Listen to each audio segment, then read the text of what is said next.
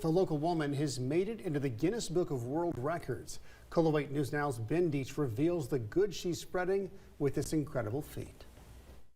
On July 8th, Cindy Norris left northern Washington on this bike. On that day, she knew she had more than 3,300 miles ahead of her, but didn't really know what to expect. The bliss of being a novice and not knowing what lies ahead just kept me going. At just over 67 years old, she aimed to make the Guinness Book of World Records as the oldest woman to ride a bike from coast to coast. And with her husband Rick following along, started riding usually between 30 and 100 miles per day. I mean, the record's in my name, but it really was a team effort.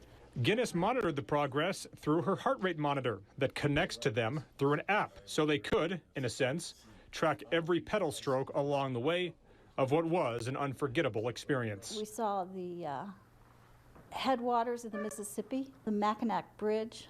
I got to ride along the Lake Superior and the Great Lakes, went through Gettysburg. Norris says once she made it through Montana that she knew she could make it.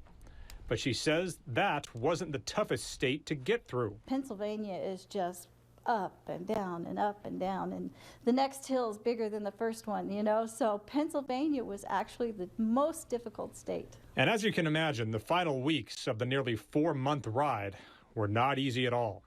2 days before we finished, I had to do 95 miles in order to hit the finish line on time, and it was cold and it was raining and I had a headwind. I was miserable, but by the end of that day, I had this feeling like I could do anything. Norris used the journey to raise money for the Special Operations Warrior Foundation. It's an organization that provides education for the children of soldiers who were killed in action. Norris says through the effort, they raised enough to put one of those children through college. And on October 28th, she hit the finish line in Delaware. When I finally got to the finish line, I was just elated. But I was so tired. I was so tired that I could barely make it. I gave everything I had to hit that finish line, and I was in bed for 2 days after that. And when I asked her what she had to do to get through it, you just have to reach down deep, deep, deep inside of you and just say, I'm not quitting. That, she says, and a lot of ibuprofen.